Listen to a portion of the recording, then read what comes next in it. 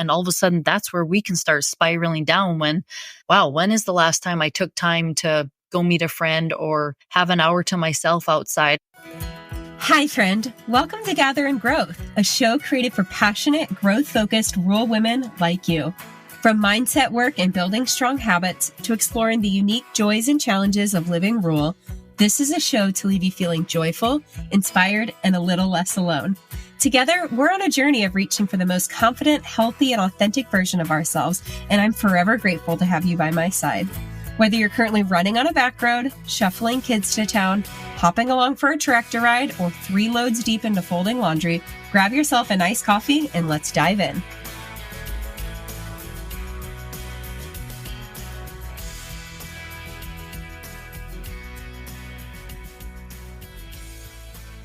Hello, friends. Welcome back to Gather and Grow. Today, I am joined by a friend that I feel like I don't know how we didn't have this conversation sooner. Actually, Jill and I were talking about, people we'd like to bring on the show, and we were mentioning your name. I'm like, oh no, we already talked to her. And then I'm like, no, wait, we actually did. Like, what?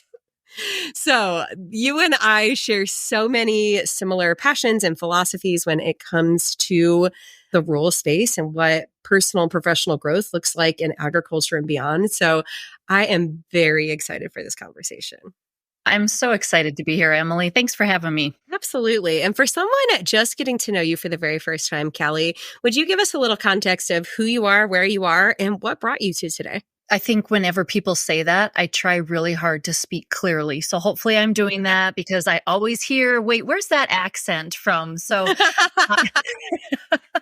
I am from North Dakota, and people always confuse it. They're like, oh, that's that state that has those faces and the rocks, right? I'm like, no, that's South Dakota. We are even further north. So I'm up in the northwest corner, actually. We're probably an hour from Montana and 2 hours from Canada, which is, I feel like, where I get a little bit of that heavy accent that people always like to comment on. But we farm and ranch up here. I've got 3 kiddos. They are 12, 10, and 6. I'm married to my husband, CJ, and our kids are actually the 5th generation on our operation. So we have historically been a cow-calf place, but we also do some backgrounding now. We have a backgrounding feedlot, and then we run some yearlings. We've sold beef for the last few years, and that's ramping up in some different and unique ways right now. But always a lot going on, kind of that side of things, which I help out with a ton. But then I also run a leadership business where I do a lot of speaking, training, coaching, and I'm a mental health first aid facilitator and just wear a lot of different hats, like I think a lot of different people do in this world. Mm-hmm. So what brought you to this work in the first place? I don't know that I know your backstory. I imagine you didn't, wake up fresh out of high school and be like, I'm going to be doing leadership coaching for people in agriculture. So What did that journey look like? It was probably one of those typicals, like, I'm going to be a nurse. And then it's like, whoa, that's just because I like a clipboard and I like to check things off. So don't care for needles. That wouldn't work. But I went to school and I have a degree in animal science. Mm-hmm. And I was kind of like, what do we do with this? Maybe I'll wind up back home someday.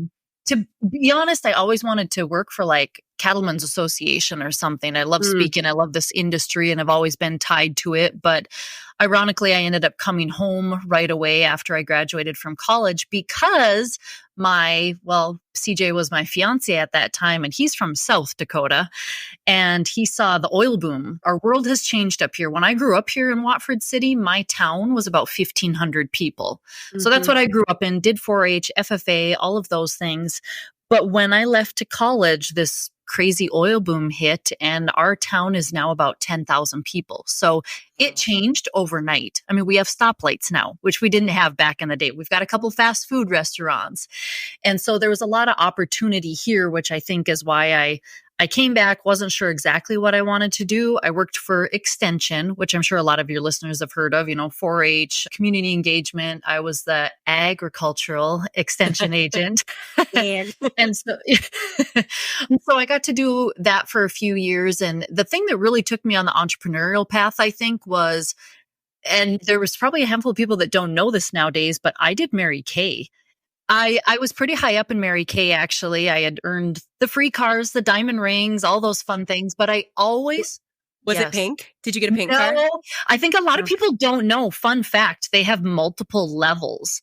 And so I, at one point, I don't remember the cars I had. I had a Traverse, which was really nice actually when I had 3 kids too. But I always reference back, like, the part that I loved about Mary Kay and being in a business like that was obviously being an entrepreneur. I know that's not for everybody, but man, I thoroughly love it. Love the challenge and everything that goes with it. But it was the speaking, it was the training, it was the coaching my team and leading other women and making a difference in their life that I loved so much. And so, long story short, I just kind of was feeling this back and forth feeling of what am I supposed to be doing? Where am I supposed to be?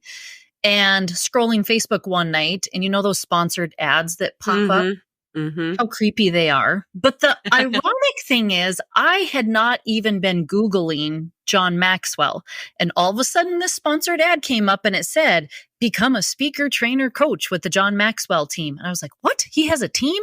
So, of course, I clicked the link, filled the info out, and forgot about it. Well, then I got a phone call. And long story short, I've really done a lot with their group, their curriculum and trainings and leadership stuff the past almost 4 years, probably, which is kind of what I've been doing as of lately with my career. No, I totally relate with that. Like, when I left teaching for the YMCA, it was, again, a totally random ad online. Man, that targeted marketing. Same thing. Exactly. Didn't for anything, didn't ever think that there was anything else. Like, it's just so amazing how, and I think there's something to be said for this. Like, opportunities present themselves when you're ready, even when you don't know that you are. Exactly. And could have seen that 2 months prior or 2 months later, and it may not have even grabbed your attention, but for whatever reason, like, there was something about that was like, maybe that's for me. And I think that's the big thing. My husband and I talk about that a lot, and what's worked so well for us in our businesses or here on the operation and what we have going on is, like, what makes people successful, a huge piece of it is, like, they're looking for it. Like, instead of, I think a lot of people see risks and they see what's hard, like, ooh, but Mary Kay's good. And I told people that. I'm like, I have a big team right now. Like, things are great. And yet I thought, like, what's next though? Like, there's still something out there. And so I'm always looking for the opportunities. Some see it as a risk. I see opportunities out there. And if you don't see it that way, you're never going to take what those chances are, I guess. And you won't see them. You won't see those doors that are open to you. I think this is such a good segue to something that always makes me think of you, which is that topic of mindset.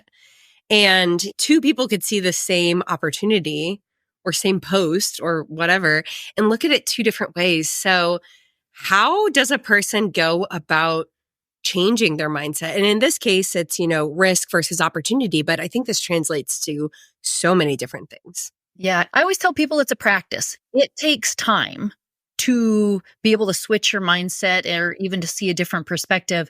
I think that's where a lot of my coaching comes in, where I work with clients or groups. Even I do a lot of group coaching as well.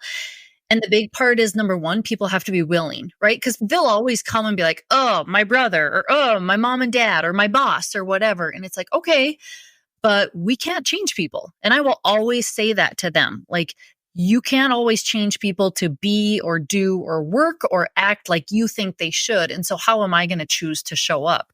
And a big part of is that different perspective. It's like a paradigm shift in their minds that, okay, this maybe isn't the circumstance or the situation that I want to be in, but am I in a place where I am willing and able to make the change that I want to see?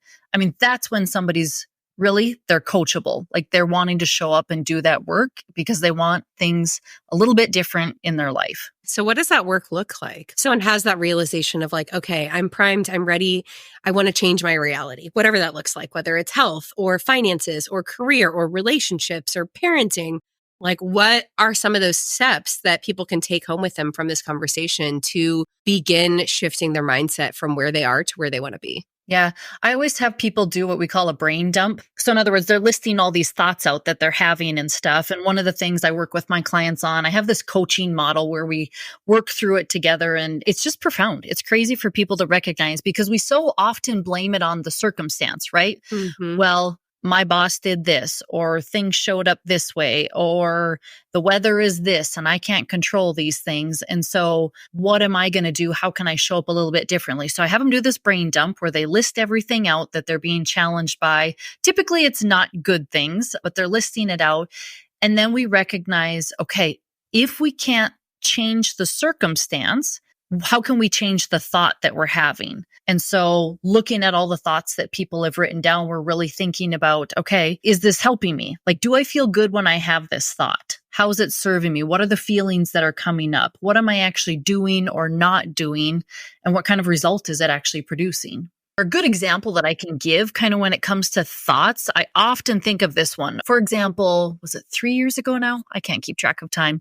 We had one of the worst droughts on record up in my home county. And so what do most people think, right? Woe to me. This is awful. This is going to end us. We're going to have to sell the cattle, all these things, right? A lot of times it's negative energy, negative thoughts that we're having. But if you choose to look at it a different way, things might end up a little bit differently. And so, like I talked about earlier, this whole opportunity versus risk, it's like if you just sit back and pause sometimes, though, I think in every situation, if you want to, you can find the good. You can find an answer. I always say things are figure outable. I mean, I don't even know if that's a word. It is. Marie Forleo's. Yeah, have you read Marie Forleo's Everything is Figure Outable? No. Oh, you got to read that book. See, I should have wrote the book, probably. No. 2.0. But that is what I think. And when you think differently, you get different results in life. Like your business is different, your relationships, your finances, simply because you think differently. So CJ and I did. It's like, okay, this is the circumstance, right? It's a fact. It is the worst drought on record that we are having. We ranch. This is our business. And so now I have a choice in my thoughts. No matter what your circumstances, you get a choice in how you think about things. And that's not to say, like I said, I do the mental health trainings. That doesn't mean you can't be sad, you can't be struggling, things can't feel hard. But then you have to recognize, okay, but is this helping me run a business or make sound decisions? So long story short, we ended up having one of the best years we've ever had. When everybody else was still sitting back thinking, this is going to break us. We're going to lose the family operation.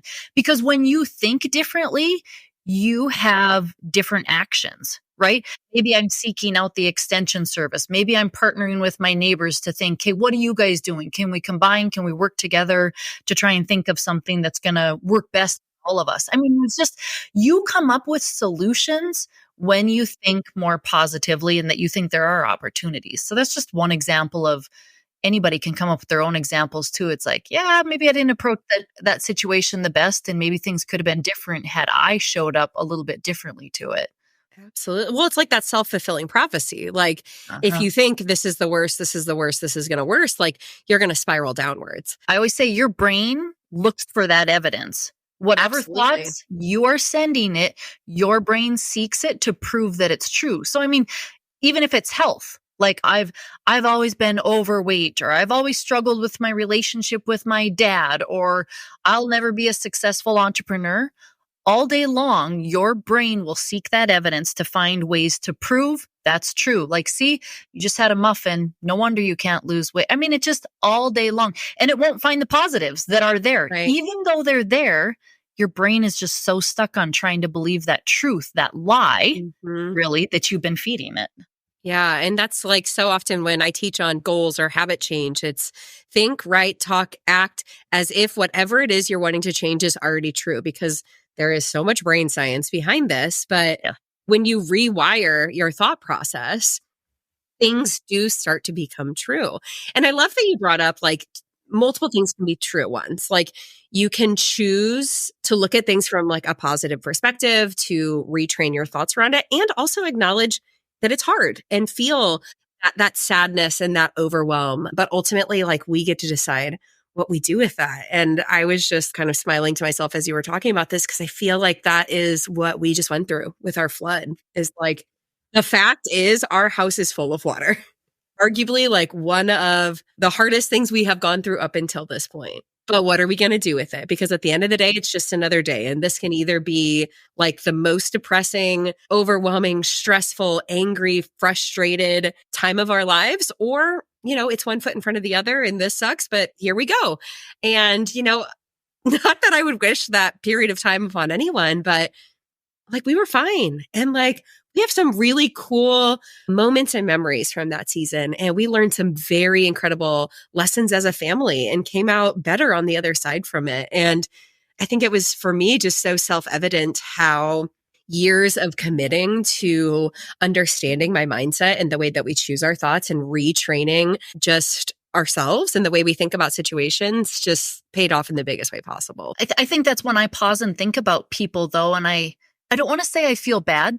I mean, I do feel bad, but they just haven't learned those tools and skills and the training, like for example, that you and I have. And it wasn't a one-day class that I went to. It's every day I'm listening, I'm reading, I'm studying, I'm getting it sprinkled in. And I know the impact it's had on my life in so many ways, relationships, finances, how I raise my kids and what they see and stuff versus people who don't have this knowledge or the tools to be like, okay, like I've got choices here in how I show up to this situation.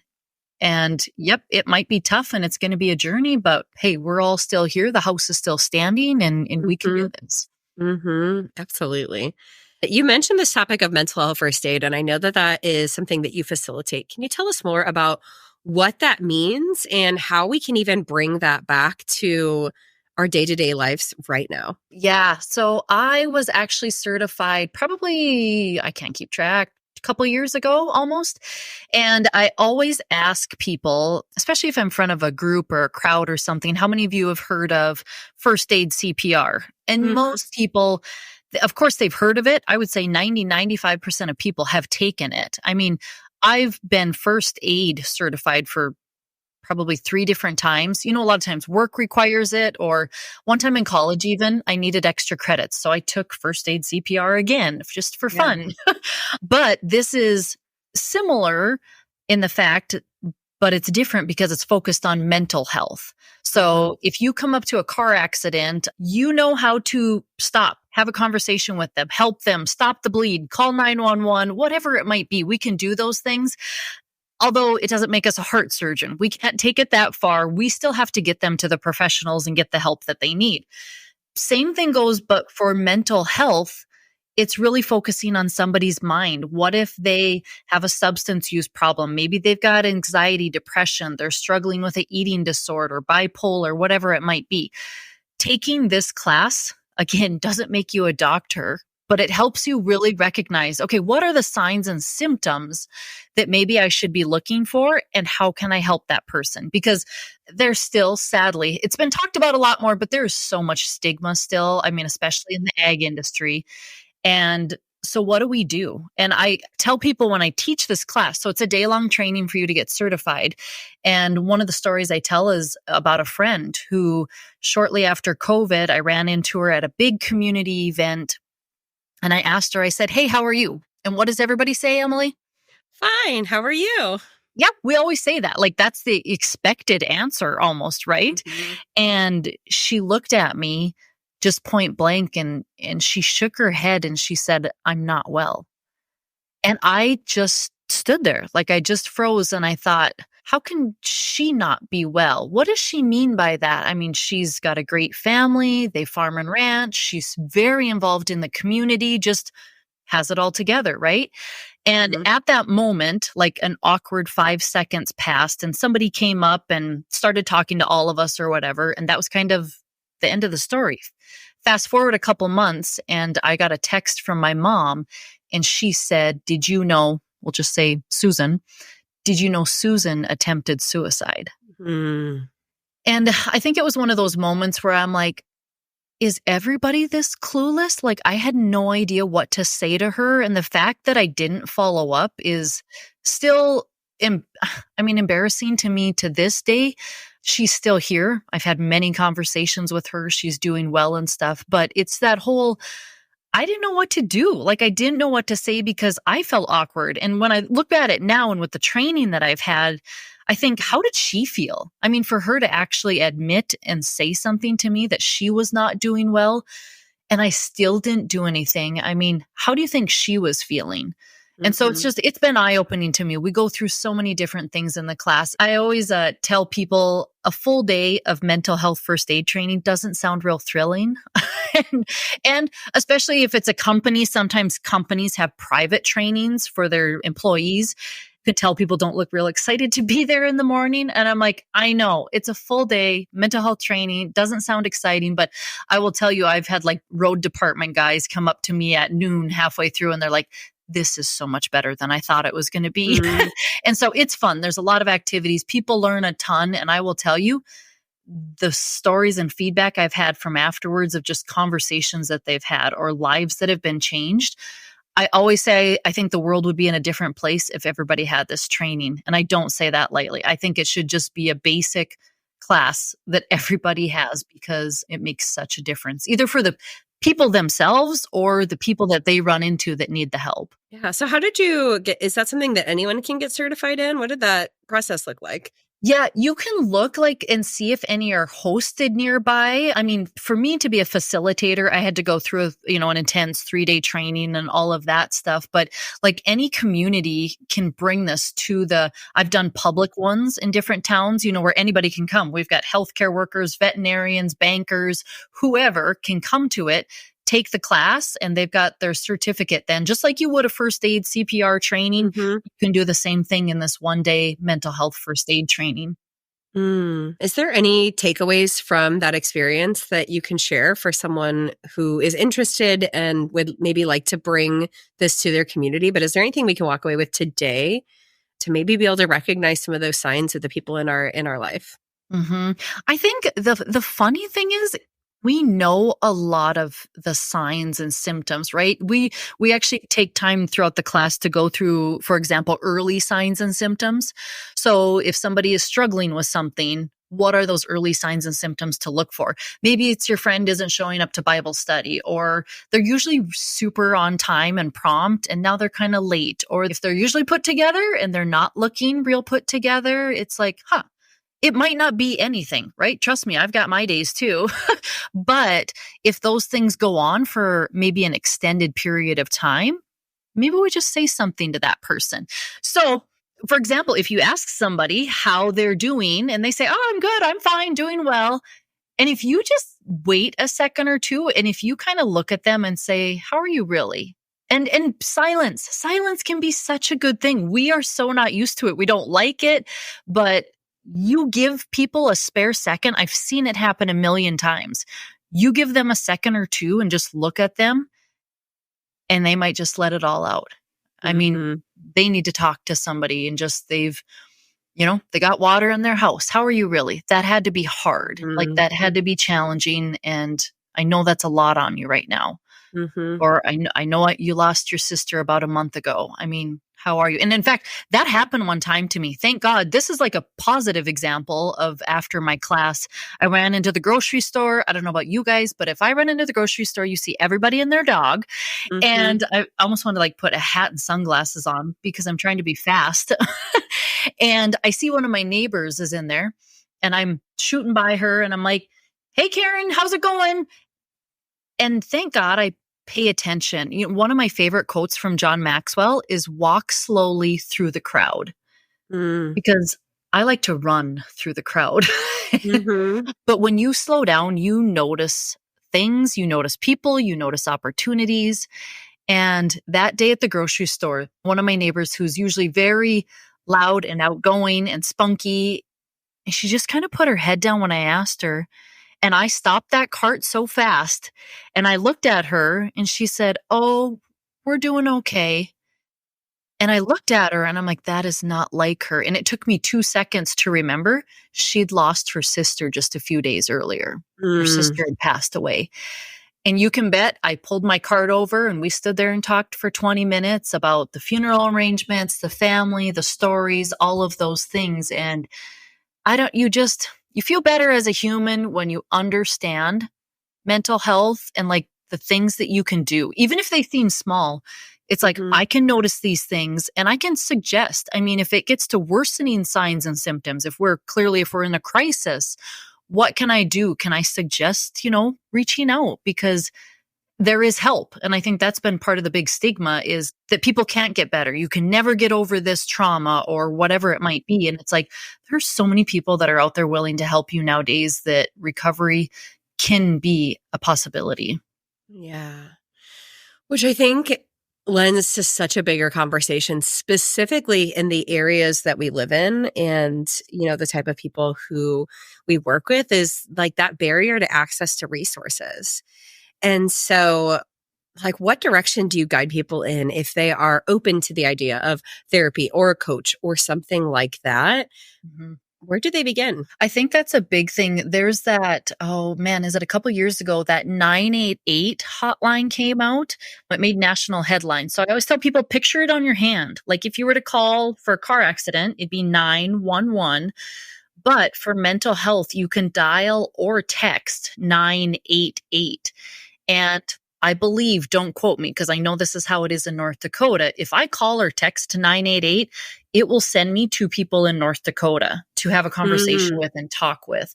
So if that's where people have to start, or even with a Google to see what's available in your area, or there's so much of it's online now too. But I think you hit the nail on the head where it's letting people know that there are resources, that there are opportunities for them to connect with people. Some don't have to take it that far either. Not to make that sound like it's a bad thing at all.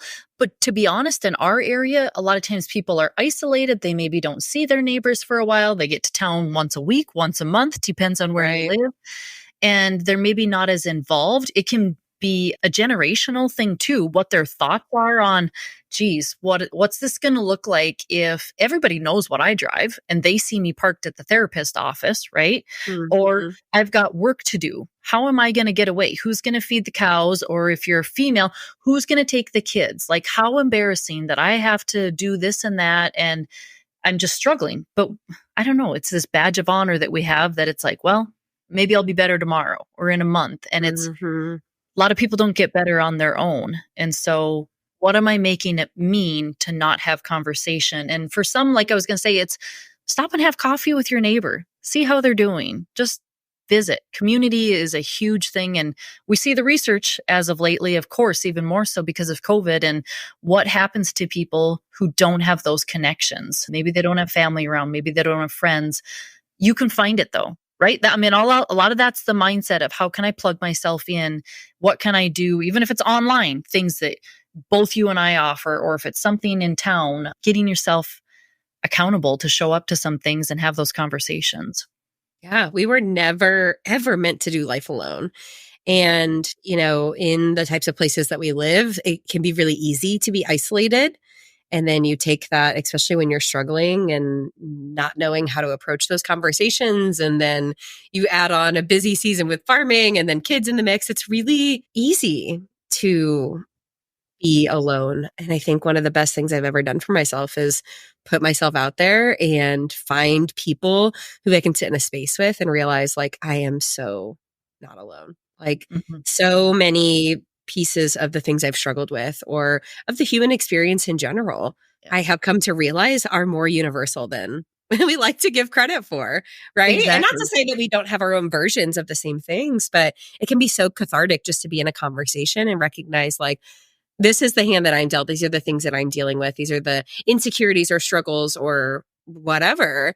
And to share that with someone and have them share back like what their trials look like and recognize like, oh, like I'm not crazy. I'm not the only one who's going through this. I never realized that something I would feel so passionately about is this concept around therapy. Like it, for me, for the longest time was like, oh, someone else needs that. Like I haven't been through enough trauma for me to need it. Like that's for crazy people. Like whatever. There's so many stories that we have around mental health resources, especially in the ag space. And especially because so many people that I know live and work on these very deep-rooted intergenerational operations. So we're directly confronted with these different opinions and views, and many of which are outdated or whatever.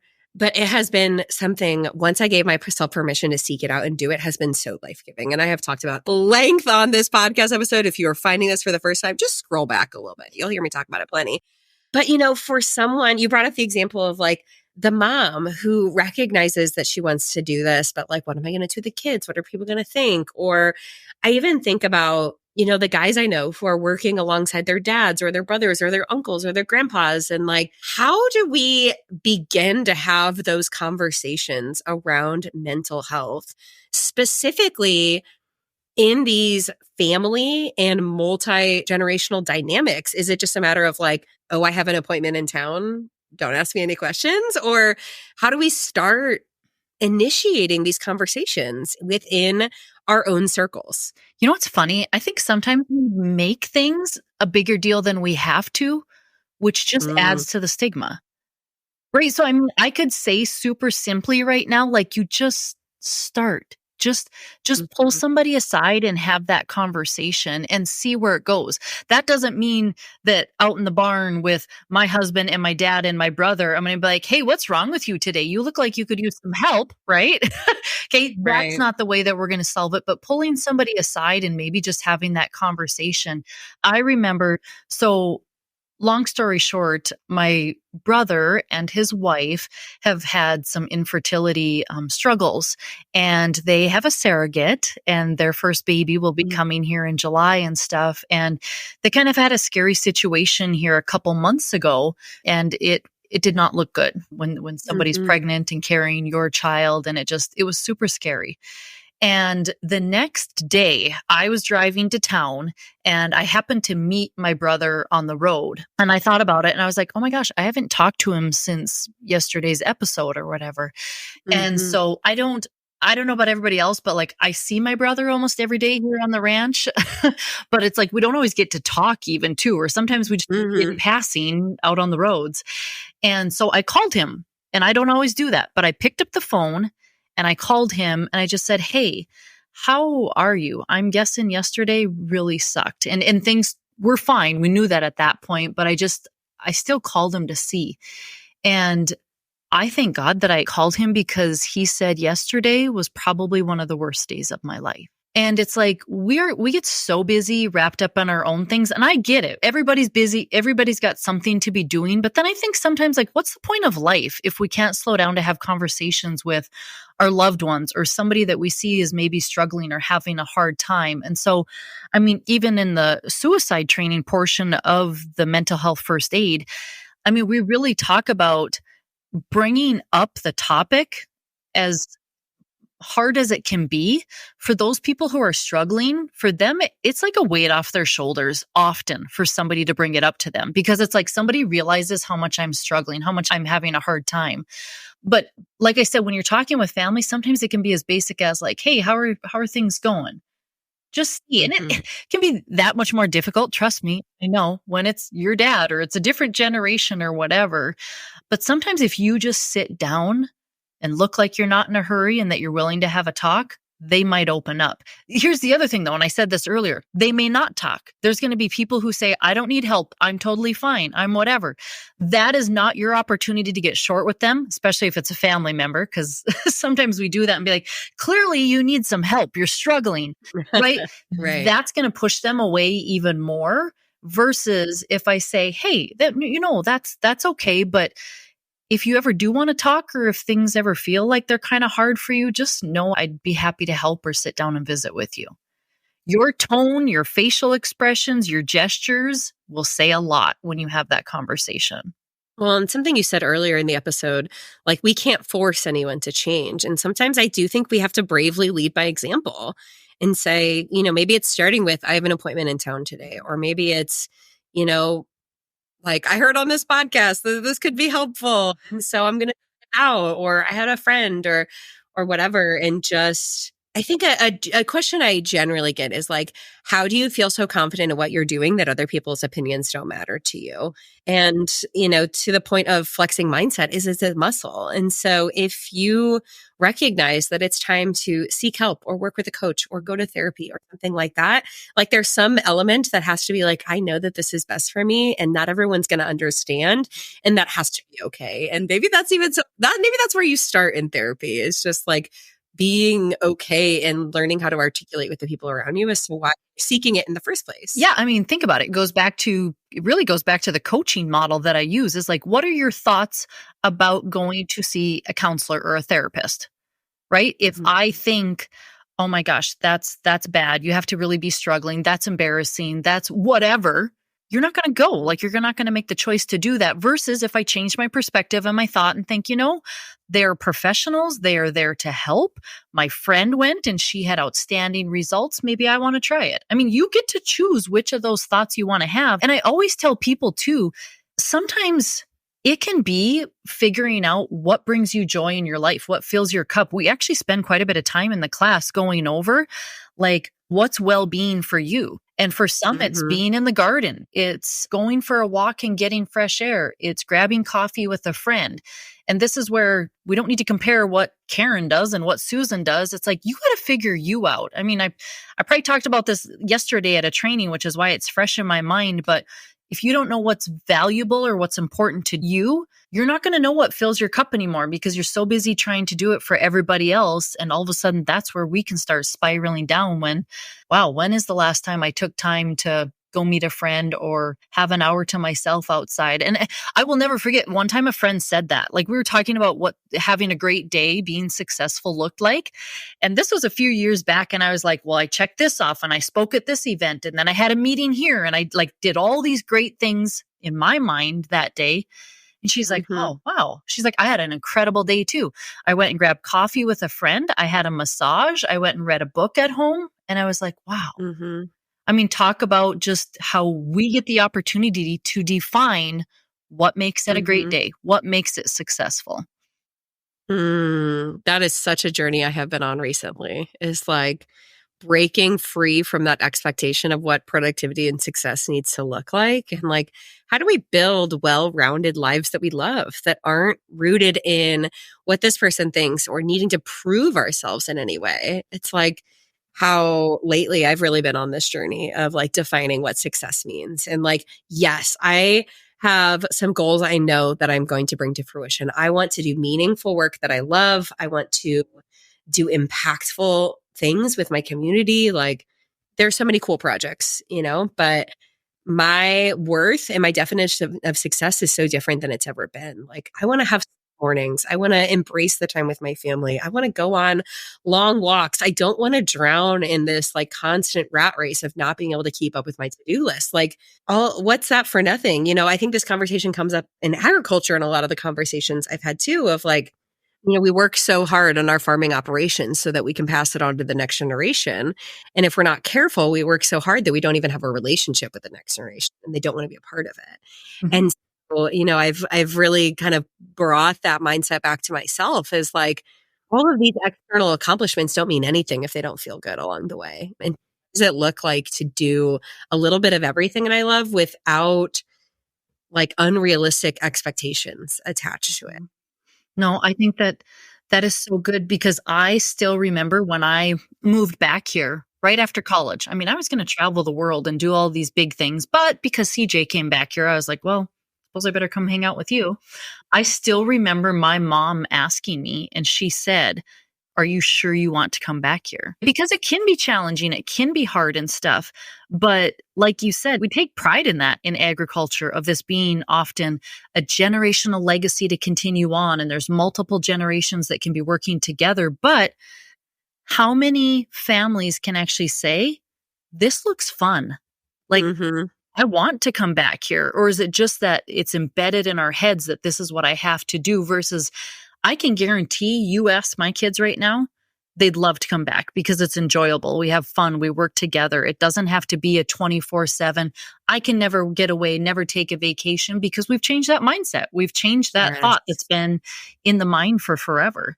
And it is such a mindset that like no days off and all of that, like the tenacity and the hardworkingness of this industry is beautiful in so many ways. But I think this is why we are seeing such a mental health crisis, especially in ag, is because we haven't given ourselves permission to enjoy life or take a day off or do anything outside of our identity in the career.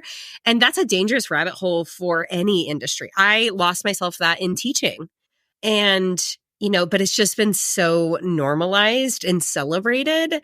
And so, I have a lot of these challenging conversations, and it's beautiful the way I'm starting to see the story rewritten is like, no, we can really do what we love, and we can be good, ministers of the land and of our animals, and, pass things on, but we can also enjoy it, and we can also take a vacation, and we can also go on date night, and we can also pause to go to a baseball game. And like, what a beautiful thing. I think you and I mean, truly, I'm trying to be calm right now because I'm like, she gets it. We are some of the few that, and I don't mean this rudely, but it's just like we've had the practice. We see what skills and tools, and we've had the different perspectives put into our minds of what life can look like.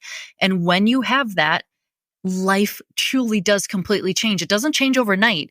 It takes some time. It takes some effort to figure it out. But the world has put this ideal out there of what your family should look like, what your house, what you drive, your operation, your business, all of these things. And everybody is just trying to keep up with that right now versus pausing to slow down and think, what do I want it to look like? What are the things that I value? And a big thing that I wanted to touch on real quick, because you kind of mentioned this, is there are hard things in agriculture or running business or whatever it might be. There's a lot of things that can be thrown at you.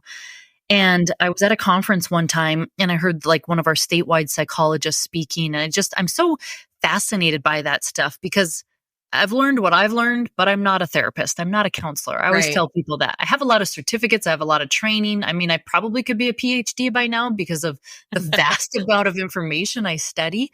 But I went up to her after the conference and I asked her, I said, so why do some people struggle so much? I feel like I'm in this world of, I do a ton of leadership training and speaking and mentoring and masterminds. And then I do a lot of mental health trainings and those conversations. And it's like, I asked her, how do we bridge this gap? How do I help people go from one to the other or not even be at the one? How can we just have people that lead? And she said, you know what the number one thing is that people struggle with is they don't know how to cope. Like they don't know how to show up when things get hard. They don't know what to do. And so they maybe pick some poor choices. They do things, they buffer is what I call it with my clients. They choose things that probably don't serve them, whether it's scrolling on their phones or binging Netflix or eating sweets or, I mean, whatever isn't serving them. But then some people, they grab a glass of wine or they have a drink and then it becomes consistent and then it becomes more than one, or they try something one time and it can spiral down to a negative path. You bring up such a good point of just like having the tenacity and like being self-aware, I think has been such a game changer for me, is being able to recognize those thought patterns and what power I have to change them. And just also holding space for the duality of the human experience. Like it's so easy to be held captive by circumstance and like the hard things, and being able to recognize like this is hard and I'm going to choose how I'm going to feel about it. And that is going to be imperfect, right? I think most dangerous traps we can get in is a shame spiral, is like, I want to do better. I want to be better, yada, yada, yada, whatever category of life we're talking about. And then one thing goes awry. And so then we're like, well, I already ate an Oreo, so I'm going to eat the whole sleeve of Oreos. And then like this entire health journey I said I wanted to go on is for trash and throwing it out the window. And it's, learning to stand back up and try again. And every minute of every day is the opportunity to change your life. I think sometimes we look at people and it's like, man, they're just lucky. They always get it right. And I think people can see that, but like, you don't, because you don't look at the mistakes I've made too. All you're seeing in your brain is like, they do it always right and perfect. And then it sends us down that shame thing, like you said, where it's like, I always mess it up. This must not be for me or whatever. And it's like, we just can't look at things that way. If you try it long enough, something's going to work and you're going to learn along the way. It's like, you can see it as failure or see it as, okay, what did I learn in that challenge? Because everybody's going to have them. I always say life is 50-50. It's going to be 50% fun and great and enjoyable. And then there's going to be a lot of hard times and challenges. And if I don't know how to show up to them, life's going to be that much harder throughout everything. Yeah. Yeah. It's like you choose the hard or the hard chooses you, right? Like nothing is ever actually meant to be easy. Even when we're doing all the right things in all the right ways, like whatever that looks like, there's still there's new things to navigate. And so I'm really embracing a season of what it means to choose my heart and love my heart, because it's inevitable. And so we can find so much joy in it when we flex that muscle of retraining our mindset and also many things. So you guys may not have recognized this by this point, but we are on recording number 8 of this interview. We have been, just living it up with maybe rural internet or something. But I think this is a shining example of what it looks like to bring 2 people together for an interview who have it's all right, we're going to figure it out mindset. Isn't that the huge ironic thing of this? I mean, literally, like, wait, what did I end with? Where should I start talking again? And it's like, hey, we're still smiling and laughing. And it's like, I mean, it's truly a prime example of like, I could be, this sucks. Let's pick another day. What is the problem? It's going to be a bad but I'm just like, it's fine. It's going good. They're going to piece her together and I'm sure it's sounding great.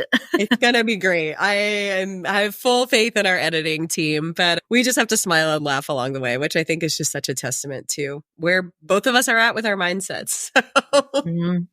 But I just got the text that says baby's awake and she's hungry. So Calli, where can we connect with you? What do you have coming up and how can we be a part of these beautiful gifts that you bring to the world? Awesome. No, I feel like I've always got a mix of different things going on. And so best place would be to kind of keep track. Of course, you can follow me on Instagram. It's just Calli Thorne or CalliThorne.com. I always tell people how it's spelled because nobody knows, right? Calli and then Thorne, Thorne. But yeah, I'm running a mastermind right now on gaps and gains, which is perfect for what we've been discussing today. I'll probably launch another one sometimes this year. I've got an online course, Finding You, Discovering It, and I'll be opening that again shortly. So kind of just got to pay attention to my pages. If you go to my website, get on my email list, and then you'll for sure be in the know. Beautiful, beautiful. All right, before we close out, Calli, question I ask every guest on this show, what does personal growth mean to you in this season? It's funny because I think it's similar to you at the moment. And it's that, honestly, part of it's applauding myself, which sounds silly. I say it sounds silly because we don't ever do that for ourselves, right? But applauding myself for what my life looks like right now. Being able to say no to things when I see other parents easily saying yes, but I've sat back and thought, is that really what we want right now? Do we want to add that to the list? What are my values and priorities? And I have to keep that my focus, or it's pretty easy to do what everybody else is doing in this world today. So constantly plugging away and learning and doing what I can for myself, my family, and then others that I get to impact. Yeah. Well, that's what we were talking about before we even hit record the first time is like, you have to say no to things to say yes to what you really want. And our plates are so overwhelmingly full at the retreat. We talked about it's like, the Thanksgiving plate. And no wonder we're so overwhelmed and overstimulated and exhausted. So, if there's one thing you can take away from this conversation is what belongs on your plate and how do you say yes to it and be okay with taking some things off. That's what I always say, right? Nobody dished up your plate for you. You get to dish it up. Everything that's on there, you said yes to, or you allowed somebody else to say yes for you. Yeah. Or someone put on your plate and you get to decide how much of it you eat. We're talking food and now I'm getting hungry, but yeah. Same. All right, Calli, thank you so much. I'm so grateful for you. Thanks for having me. It was great to visit with you. Have I told you today how much I appreciate you? I'd like to imagine this was a meaningful backyard patio kind of chat between friends sipping LaCroix at sunset. If you enjoyed today's show, please take a screenshot to share or forward this episode to a friend. You can also find me at Emily Rushell over on social to continue the conversation. It's truly a joy to hear what tidbits and takeaways made an impact on your day. As always, all links and resources mentioned in today's episode can be found in the show notes listed below or over at emilyrushell.com. Special thanks to my podcast manager, Jill Carr, for the time and love she puts into producing Gather and Growth for this community. What a blessing it is to be on this personal growth journey together. Forever grateful for you.